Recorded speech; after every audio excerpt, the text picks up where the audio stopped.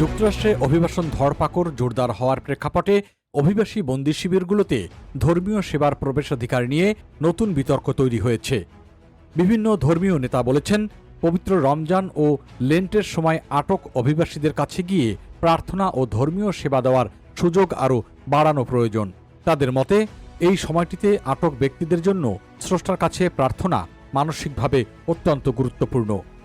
ধর্মীয় নেতাদের একটি দল সম্প্রতি শিকাগোর কাছে একটি অভিবাসন আটক কেন্দ্রে অ্যাশ ওয়েডনেসডে উপলক্ষে 4 জন নতুন অভিবাসীর সঙ্গে প্রার্থনা করেন।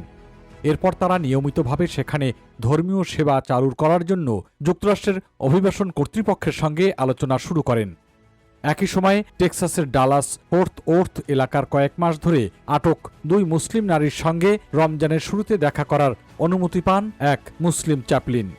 এই উদ্যোগের পেছনে কাজ করা অনেক ধর্মীয় নেতা বলেছেন, আটক অভিবাসীদের সঙ্গে দেখা করার অনুমতি পাওয়া সবসময় সহজ নয়। কিছু ক্ষেত্রে আদালতে মামলা করার পরেই তারা প্রবেশাধিকার পেয়েছেন। শিকাগোর ব্রড ভিউ এলাকায় একটি ফেডারেল ডিটেনশন সেন্টারে প্রবেশাধিকার না পাওয়ায় ধর্মীয় নেতাদের একটি জোট আদালতের দ্বারস্থ হয়। পরে আদালতের নির্দেশে অ্যাশ ওয়েডনেসডে উপলক্ষে তাদের সেখানে প্রবেশের সুযোগ দেওয়া হয়। মার্কিন প্রেসিডেন্ট ডোনাল্ড ট্রাম্প দ্বিতীয় মেয়াদ শুরু করার পর থেকে যুক্তরাষ্ট্রে অভিবাসন ধরপাকড় ও আটক সংখ্যা উল্লেখযোগ্যভাবে বেড়েছে। বর্তমানে দেশ জুড়ে 225টি স্থাপনায় প্রায় 75,000 অভিবাসী আটক রয়েছেন বলে বিভিন্ন প্রতিবেদনে উল্লেখ করা হয়েছে। এর আগে এই সংখ্যা প্রায় 40,000-এর মতো ছিল। এর মধ্যে সবচেয়ে বড় ডিটেনশন সেন্টারগুলোর একটি টেক্সাসের এল পাসো এলাকায়।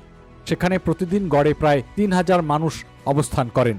তবে বিভিন্ন মানবাধিকার সংগঠন ও আইনি প্রণেতারা এসব কেন্দ্রে বসবাসের পরিবেশ, স্বাস্থ্যসেবা এবং আইনি সহায়তা পাওয়ার সুযোগ নিয়ে উদ্বেগ প্রকাশ করেছেন।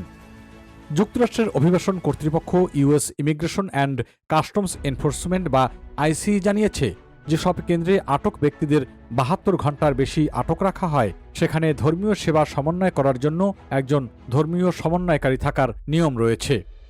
একই সঙ্গে ধর্মীয় নেতাদের প্রবেশের আগে আগাম অনুমতি ও নিরাপত্তা যাচাইও বাধ্যতামূলক। তবে অনেক ধর্মীয় নেতা বলেছেন, বাস্তবে এসব নিয়ম সব জায়গায় একভাবে কার্যকর হয় না।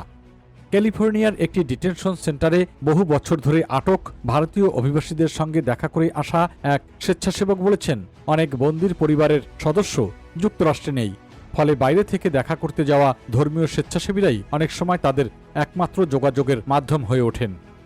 ধর্মীয় নেতাদের মতে, বন্দি শিবিরে থাকা মানুষরা শুধু আইনি বা প্রশাসনিক প্রক্রিয়ার অংশ নন, তারাও মানুষ। তাই তাদের ধর্মীয় অধিকার ও মানবিক মর্যাদা রক্ষার বিষয়টি নিশ্চিত করা প্রয়োজন। এ কারণেই তারা ভবিষ্যতে ডিটেনশন সেন্টারগুলোতে নিয়মিত ধর্মীয় সেবা চালু করার দাবি জানিয়ে আসছেন।